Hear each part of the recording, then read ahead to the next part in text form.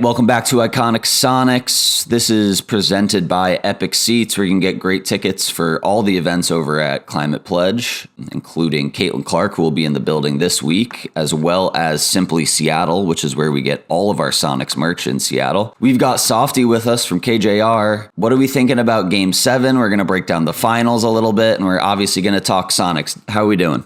Well, I mean, you want my honest thoughts on Game 7, or do you want like the, kids are tuning in, PG-13, this is going to run between the hours of 8 a.m. and 5 p.m. thoughts on Game 7? You got to decide right now, Danny, what direction you want to go with this, because I'm a little hot after what happened last night. Okay, pal? We'll start with the daytime television, and as we get further on, we'll start making it like Adult Swim back in the day. My thoughts on Game 7 for all the kids out there are, hey, congratulations. You work hard, you pursue something, and you finally get a chance to have a Game 7 at home in front of your own fans, and you pull it off. So way to go. Okay, now let's move on to the rest of it. Yeah, right. Game 7 is, right there, to Oklahoma City. I mean, look, everybody has recited the phrase, fuck you, Thunder, over and over again in the last 15 years, and that's just the way I feel about all of it right now.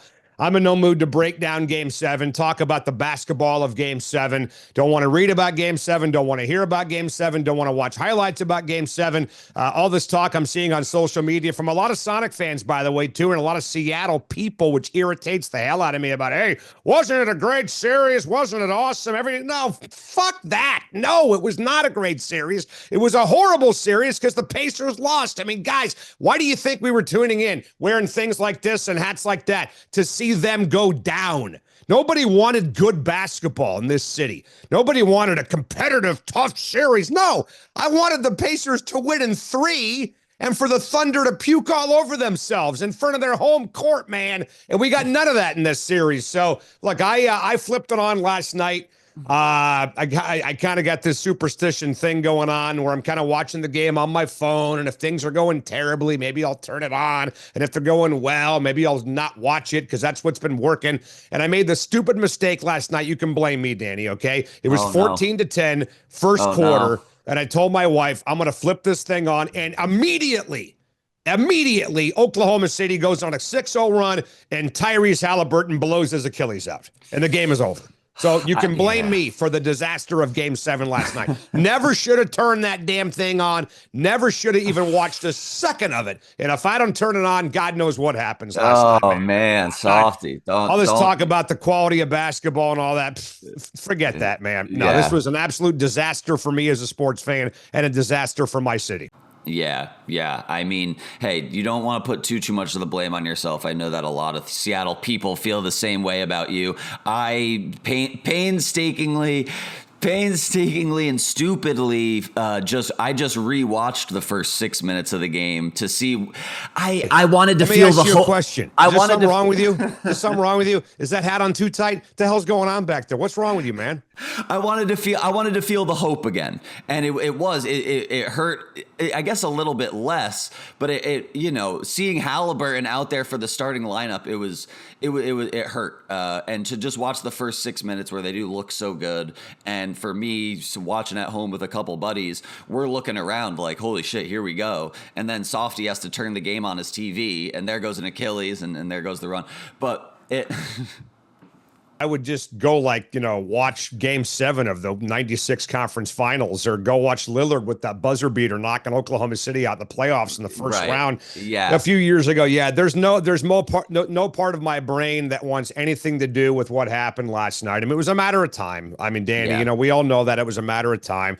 Just like us Husky fans, the Oregon Ducks winning a national championship in football, it's only a matter of time. This was going to happen. You got a great general manager in Sam Presti, and frankly, a pretty good owner in Clay Bennett. I mean, he did for those people what we were all hoping Howard would have done for us, and bend over backwards to, keep the NBA or bring the NBA to OKC. I mean, Howard Schultz is 1/10 the owner that Clay Bennett is. And that pains me to say, because we were the ones that obviously it was to our detriment, clearly, what happened with Oklahoma. But I mean, not that Howard would have ever had the brains to hire a guy like Sam Presti, probably would not have. But I just think, and I've talked about this, Danny, on our show in Seattle, for all the people out there that walk around and say, I don't harbor any ill will or I'm over it or blah, blah, blah. Hey, first of all, good for you. You're better people than me, number one, because I'm just as pissed off now as I was 18 years ago. I have not been to a Starbucks in 18 years. Wait a minute, that's a lie. My father, Danny, swear to God, was dying of lymphoma in the hospital, and he wanted some cookies from the Starbucks in the lobby of the first floor. I went down and I got him. That's the only thing I've bought from Starbucks in 18 years. I won't even go there to use the restroom, honestly. I just can't walk in there, okay? That's number one. But just imagine if you are one of those people, and I'm just going to go on a tangent here if you're okay with that. If you're one of those people that says, I'm over it. I don't harbor any ill will. It was 18 years ago. We all should move on. How many fathers, how many mothers out there have teenage sons and daughters that are 17, 18, 19, whatever years old, and they never were able to grow up with an NBA basketball team to call their own? They were never able to grow up with the Sonics the way we did, going to games with our fathers, our uncles, our aunts, our moms, our brothers, our sisters. They robbed that of you. Howard Schultz robbed that of you.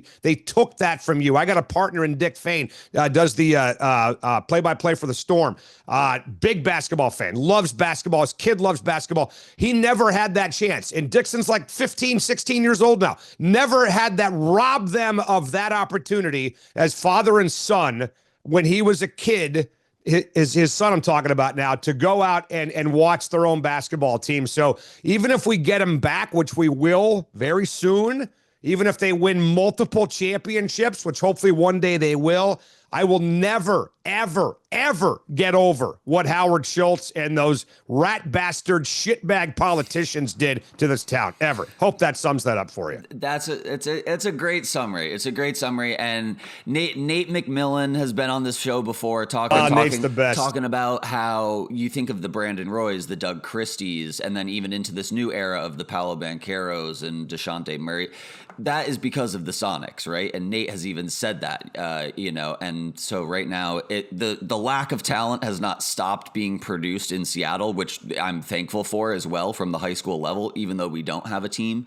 But not having a team, we're in that dangerous zone where there are 15 and 16-year-olds that have never had that chance. No idea. I mean, I know that you're young. You're 21, 22 years old. So you've got, some little flavor of what the Sonics were like back in the day in that 2008 season. But I mean, Nate's exactly right. And the frustrating part for me is that we've had this incredible renaissance of high school basketball in Seattle. And frankly, I mean, not to just go on a tangent here, but the fact that Washington basketball has not been able to take advantage of that has been frustrating for me personally. Right. But the fact that the Sonics and the entire NBA community and the basketball community, meaning 18,000 people at a game, watching these kids, making them fall in love with the NBA and the Sonics in particular, the fact that we never had that to take advantage of that, kind of parallel universe is frustrating as hell for me. So look, I mean, obviously hoping that we can keep this thing going, with the high school talent in the city of Seattle. But you never wonder, man, that may have been the top of the pyramid, that little area you're talking about there, because that was pretty damn good.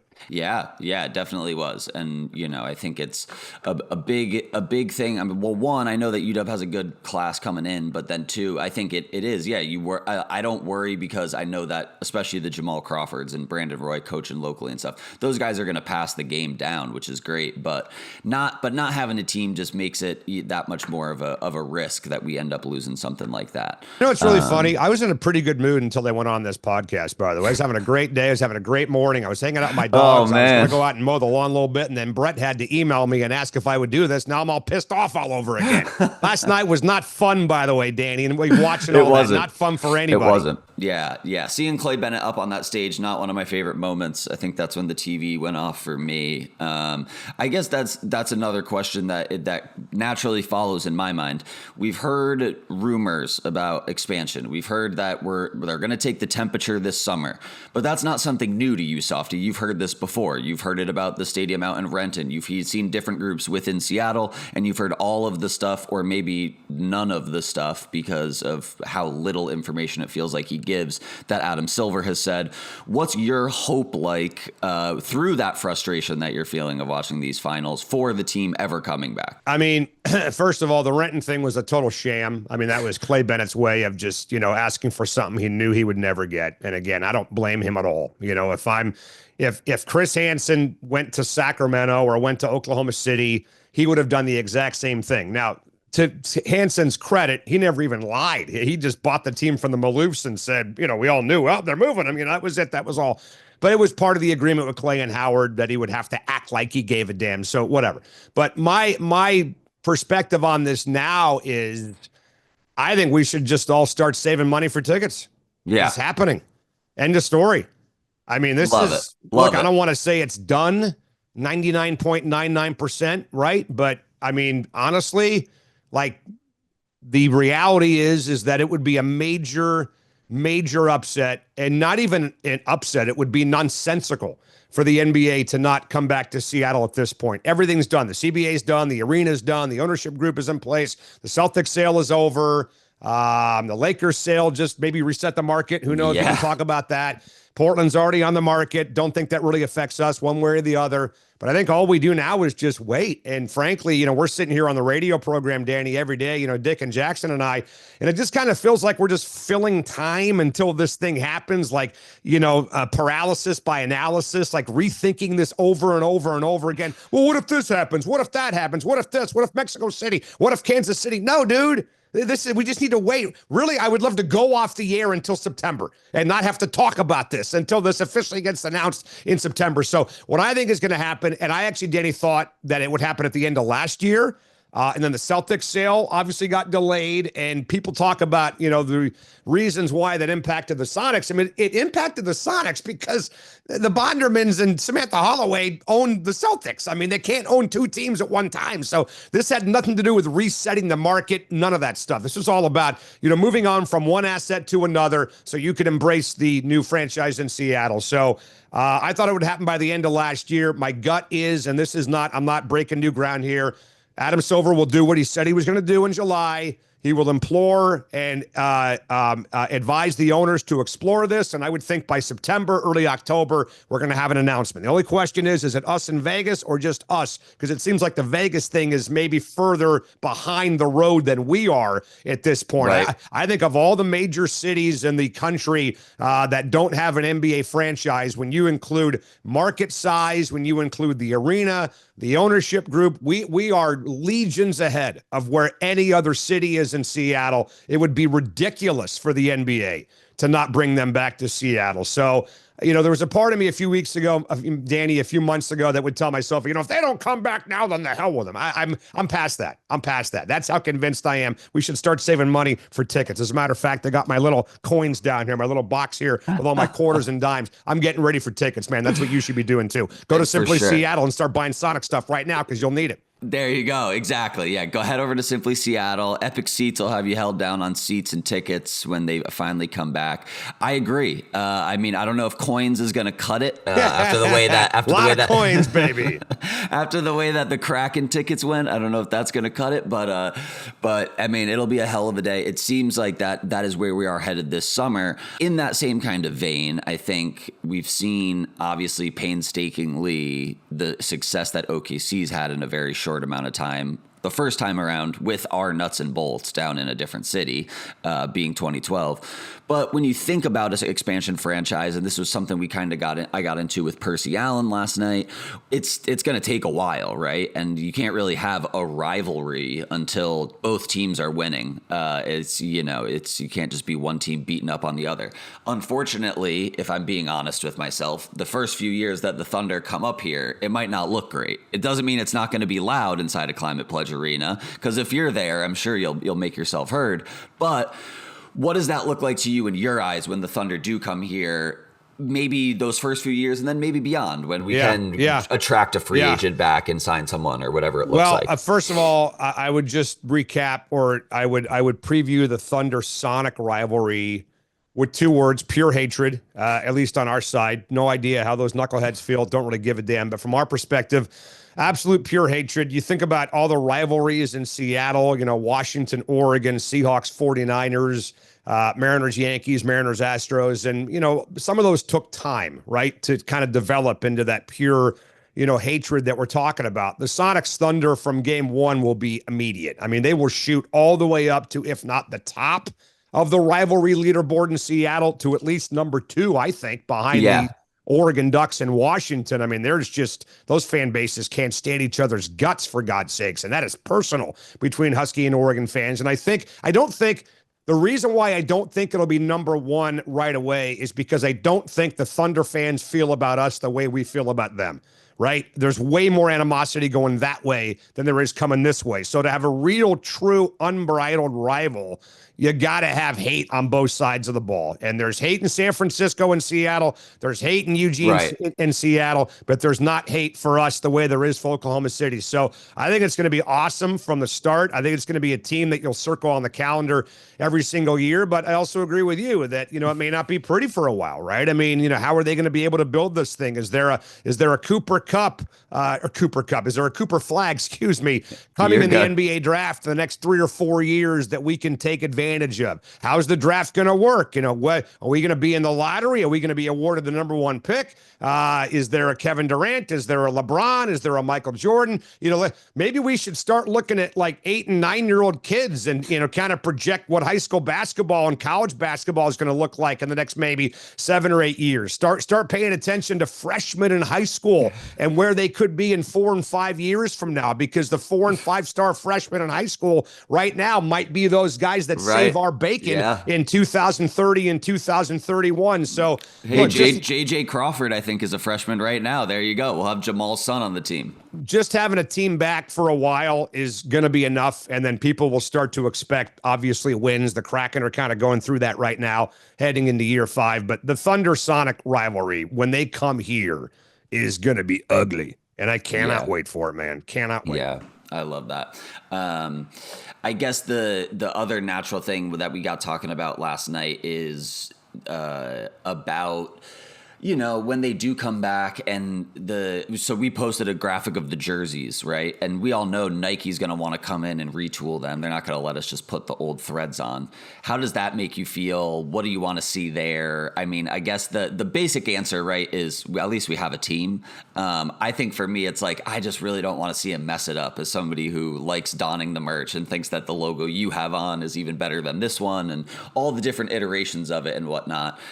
Is there any purity there that you don't want to see messed with, or kind of what's your thoughts and feelings? This is my favorite logo right here. This one that I have on. This is the 79 kind of, late 70s, 80s. I mean, that would be number one for me. And, look, I mean, obviously it's very rare that you get a jersey company, Nike, Reebok, Under Armour, whoever, to come out with a jersey or a kit or whatever, and all the fans go, wow, that looks great. Like, that doesn't happen. Right. I mean, people bitch about that stuff all the time. And, I don't know if you've noticed or not. I know that you have, but the NBA, along with other sports, has a habit of trying to sell you the same thing 15 different ways. And that's what they'll do in the NBA with all these different, City Connect jerseys they're wearing, and, home alternate, rolled alternate, Friday night alternate. Here's what we wear when the temperature is 75 degrees or lower on a Thursday. I mean, honestly, and people just eat this stuff up. They just keep buying it over and over again. So there's going to be a lot of examples and a lot of opportunities. I would love for them to start off going old school and just go retro right out of the gate and honor that 79 team.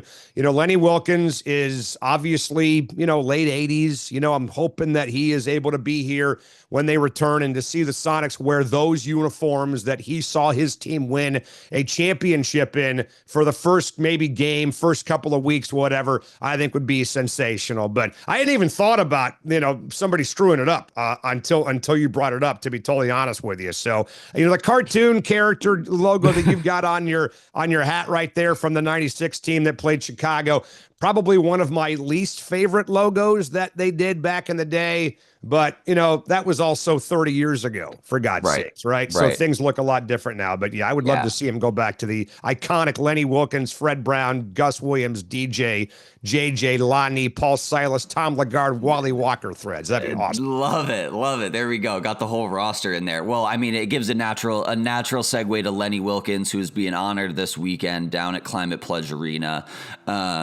He's getting a statue. I'm excited to see it. Just let's start there. I don't want to like mention any of the other cursed statues, like the Dwayne Wade or the Cristiano Ronaldo.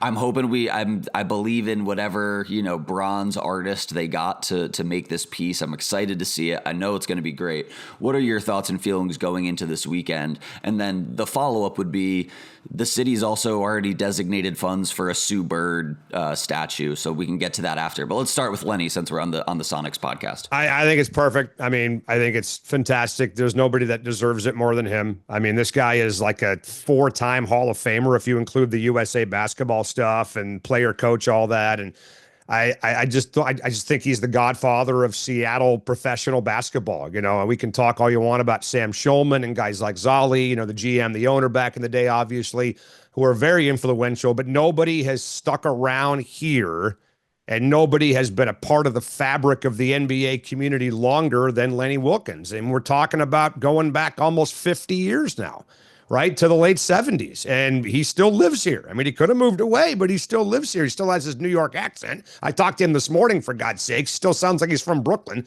But the bottom line is that nobody deserves it more than him. I'm glad they're doing him first. I think the better question is who should be number 2. And I'm not talking about Sue Bird. I'm talking about if we're going to honor another Sonic legend back in the day or professional basketball legend one day, who would be number 2? Would it be a combo Gary Payton, Sean Kemp statue? Would it be maybe some more members from that 79 team? Ray Allen over there maybe didn't play long enough here like those guys did to have that kind of, recognition, but I'd be fine with that. But I think Lenny number 1, Sue Bird number 2 just totally seems perfect. Absolutely. Yeah. No question. Yeah. I love that. I mean, I'd even, again. And then I built a statue of Howard Schultz so the birds can shit on it. How's that sound? Let's put a statue of Howard outside. We'll put it in the corner of the arena by the dumpsters so birds can take a dump on it during games. That's fine by me. If Climate Pledge is smart, they'll let Starbucks sponsor the bathrooms before the Sonics return. And then I don't want them anywhere near that arena, man. And that honestly is, you've hit a sore spot there, Danny boy. That's a concern for me. I mean, there's rumors that I hope they're bullshit, that Howard's going to have some role in the ownership group, which I really hope that's not true. I just don't think it's worth the optics. Yeah. I mean, you can find a lot of people with money to buy a minority slice of that ownership group. There's no need to have him involved. There's no need to have Starbucks involved at all. And you know what? I would hope, Danny, that Howard would have a sliver of frickin' humanity and just say, you know what? I appreciate it. I'm going to sit this one out. Okay. Yeah. Because if he gives a damn about the fan base, which I don't think he does, but if he I don't think he does either. He certainly didn't 18 years ago. There's no doubt about that. But if he feels even remotely, apologetic about what happened 18 years ago, if I were him, I would say, no, they don't want me as a part of that. There's no need for me to do that. I don't want to ruin a good thing for you guys. I'm going to sit this one out. God, I would hope he would say that, man. Yeah, but I think in his mind, and this is me projecting, but I feel like I'm probably pretty close to target here. He's bought all that money is just buying him a second chance to try and get it back into. It's not about the city. It's not about the team. To do what? Because it's to be a minority owner and do nothing. It's the biggest professional regret of his life, and so I mean, I can't imagine how a mind like that works. Then let him pay for the entire team then. Exactly. And all the renovations. Let him pay for the entire team. Let him pay for all the renovations. Let him give away free tickets for the rest of his life. Right. We'll be a luxury tax team every year. Let him stand outside Climate Pledge Arena before and after every game begging for forgiveness. Okay, honestly. Yeah, right, I mean, like, Danny, I'm a little nuts about this, right? When it comes to Howard and Starbucks and the impact they've had on people's lives in regards to basketball. He can do all that when he gets on his hands and knees and he begs people for forgiveness as they walk into Climate Pledge Arena to watch professional basketball. Until that day, I don't want that horse's ass anywhere near that arena. Not even close to that arena. Can you imagine him walking into an arena if he's an owner, even if he wants to go to a game? Can you imagine the reaction he would get if he walked into a freaking Sonic game? Oh, yeah, or if they put him on a Jumbotron. Oh, dude. Yeah. And you know what? If he did that, if he had any freaking brains in his head, he would do it in a suite so nobody Yeah. could bump into him. Right. This is a guy that Right. used to like to sit courtside when he was the owner back in the day. Yeah, totally. How stupid, how arrogant, how naive do you have to be if he shows up at a freaking game? Yeah. God, man. Yeah. Terrible. Wouldn't be safe. It might look like that DeMarcus Cousins clip out in That'd the be Dominican bad. Republic there. Yeah, it wouldn't Yeah. look great. Well, speaking of Climate Pledge Arena, I'm going to push Epic Seats one more time for our people. They've got great tickets. You can get any of the Climate Pledge events and more on Epic Seats. You got concerts, games, and again, Caitlin Clark will be in town this week against the Storm. And then as well as Simply Seattle, you can get your Storm gear there. And of course, you can get your Sonics gear there. They've got hoodies, t-shirts, everything else in between. Make sure you check them out at simplyseattle.com. We've got Softy with us. You had Lenny Wilkens on this morning, is what you were saying, on KJR? No, I spoke to him this morning. He's going to be on with us tonight There you go. on radio on Monday night of this week. And, I mean, just a legend, right? I mean, one of my heroes. I mean, you can't see it right now, but one of my, actually, I'll take it off the wall. One of my favorite pieces of memorabilia, one of my favorite things I've got is this from the 79 team. Oh, yeah. Signed Nice. by a bunch of dudes. And unfortunately, 3 or 4 of these guys are no longer with us. Yeah. But that team for me, I mean, I honestly don't have vivid memories of being a part of that run because I was 5.5 years old in the spring of 79 when they won the NBA championship. So my kind of personal connection to that team is more just getting to know those guys later on, right? When you're 10, 11 years old and the Bellevue Police Department's handing out basketball cards with Dennis Johnson, Fred Brown, Gus Williams, Les Hawbaker, who was an assistant coach on that team, used to live right down the street from us. We'd walk by his house and get autographs all the time. That was back in the day when, the NBA and the coaches and the fans were a lot more close with each other as far as proximity. It wasn't unheard of to see players walking around the grocery store, right? Or Bob Blackburn, running and walking his dog down the street because he grew up, very close to where I lived in Bellevue as well. But, getting to know those guys later in life, getting to know Wally, played golf with Gus a couple times, know Fred. Dennis, met him a couple times before he passed away, obviously, but that's one of obviously my favorite teams of all time in the history of this city. So Lenny Wilkens, talking to him is like, talking to God, to be honest with you. That's awesome. I love that. And I think even as somebody who left Seattle and then came back, it's been awesome to run into people this week, especially, and just see their eyes light up when maybe I'm the one breaking the news to them that Lenny's getting a statue. But it's been really cool to see their response.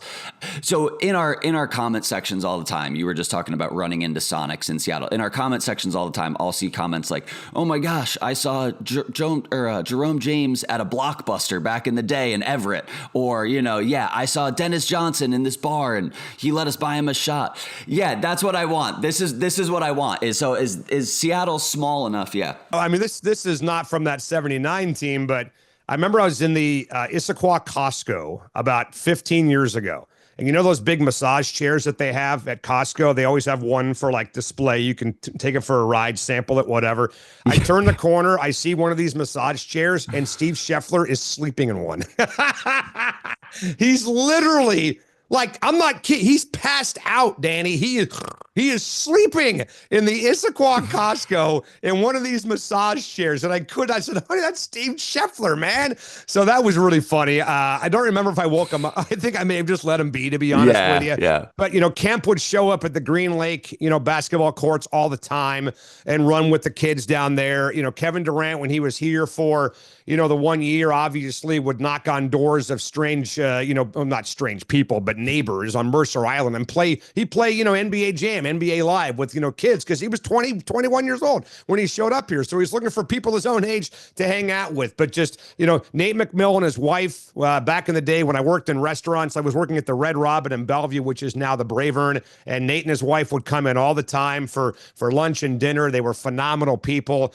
I don't know what it is about the NBA, and I can't say if it's still the same way today, because this is now almost 2 decades later since we lost the basketball team. But the NBA back then they were a huge part of the community. Like, again, you'd bump into them in restaurants. You'd see them shopping for baby clothes. You'd see them, at the mall. You'd see them at restaurants. You'd bump into movie theaters, things like that. They were just a part of the fabric of the community. I mean, you would bump into NBA players and coaches like you'd bump into your neighbor, right? It was never any different. So that was one of the really cool things about the NBA back in the day, and I hope it stays that way when they return. I don't know if it will be, but I hope it does. Yeah, I can't speak to the NBA. I will say the coffee shop that I frequent, we Is it a Starbucks?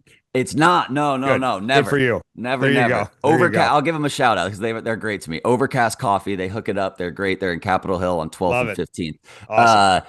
But we'd see Storm players in there all the time. Right. And so that was cool. And you know what? Maybe that's the newer version of it, is now that the WNBA is kind of at that, honestly, a similar inflection point of around the 70s or 80s for the NBA, right? It's cool. They're in the community. Yeah. Shout out to Mercedes Russell now with the Sparks, but she was there. She was the first one on the team that was going there, I think. And then word spread through her over the past couple of years. But it's awesome. And I think that was, once I finally found my words, that's what I was looking for. It's just I'd love to keep asking people their random, because we all remember the big shots and the big games we were at, but I think the lasting impact that a lot of the Sonics had and the stuff that, I wasn't here as long as other fans were, like yourself or other people, getting those little stories of seeing them passed out at a Costco, that's there's no value to that. It's no. You can't put a dollar amount on it. It's unbelievable. It's a great story. Honestly, a lot of the stories I've got, I can't really share with you on the air, to be honest with you, unless we do like a pay-per-view type thing. We'll do a Patreon. Yeah. $5, whatever you get in there. But, just traveling with them, back in the 90s, going to Chicago for the NBA finals. We sent the entire radio station to Chicago. Wow. In 96 for the NBA finals. I was at games 1 and 2 and did not go back for game 6, but was at games 1 and 2, and just being in bars on Rush Street in Chicago with Sonic fans that made the trip for that series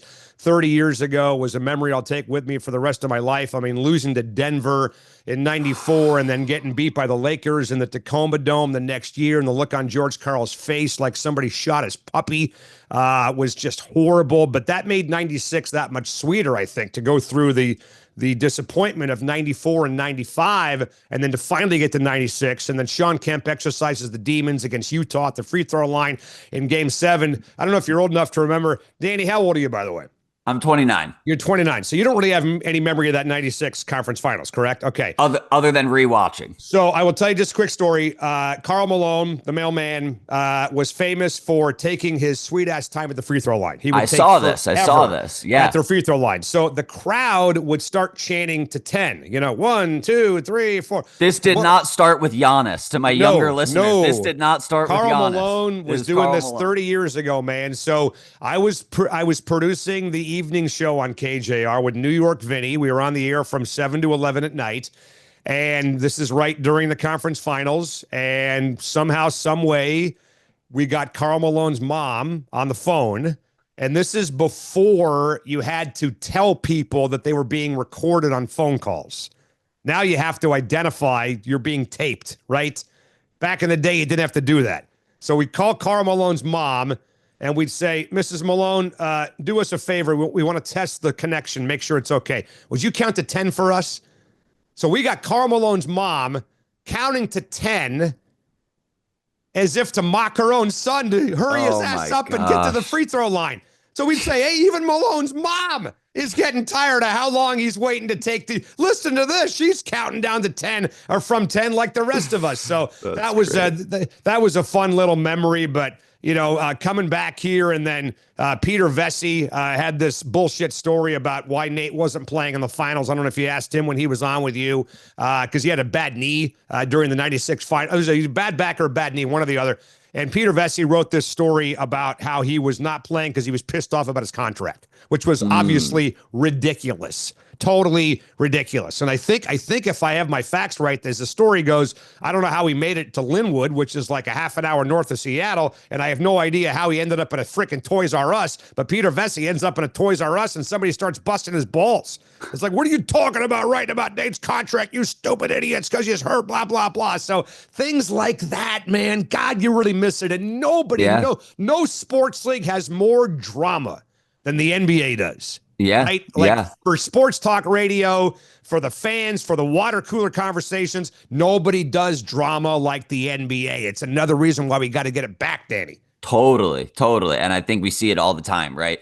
And this is my always take is the NFL wants us to talk about TV ratings, but it doesn't matter. The TV ratings don't matter when it comes to this Yeah. league because it Yeah. seeps out Yeah. into the Right. Sports Center clips, the social media clips, and you end up talking about it at the water cooler. And obviously, my friends know me as a basketball guy, so they come to me with it. But it's funny, even just when I'm sitting in bars and listening to people, when I hear the Sonics come up, when I hear a bring them back comment to somebody wearing a t-shirt like you have on, it's funny when you hear that. And then even just beyond that, the people that, will know that, oh, John Morant's in trouble again, or, Halliburton's dad is a lunatic, Right. people, Absolutely. people that wouldn't be able to name the Pacers starting five know Right. that Tyrese Halliburton's got a crazy Joker's dad. crazy brothers, right? In Denver or Exactly. whatever. Yeah, a It's couple years awesome. ago. Well, when Yeah, you've only it's got, great. 15 guys, right, and 5 starters, I mean, Yeah.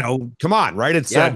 It's a real tight-knit thing. And I mean, you kind of mentioned it there. One of the things I thought was kind of cool about last night was how many people on social media, not just locally, but across the country, were actually tweeting about how this has got to be hard for Seattle and how they got robbed. I mean, there was a ton of people last night that were on that. This is the Super 70s guy, yesterday, tweeting out that, logo last night after the game. So, I mean, if I'm an Oklahoma City fan, it kind of irritates me a little bit that we can't win a championship in peace and people won't leave us alone, to which I would say keep doing it then. Right. Yeah. If it pisses them off and it bothers them and gets under their skin, it's like Pittsburgh fans from Super Bowl 40, which was now 20 years ago. The fact that we call that an illegitimate win, the referees helped you out, blah, blah, blah, drives them freaking nuts, dude. 20 years later, they can't just have their championship and be left alone, man. So I would say keep it up. Never stop doing that. Ever. I love it. Yeah. It's like, it's the Gary Payton approach, right? You just get under their skin. You just get under their skin. No one did it better than Gary, man. Exactly. Yeah. No one did it better than Gary. Maybe they'll bring back Vernon Maxwell, who's also very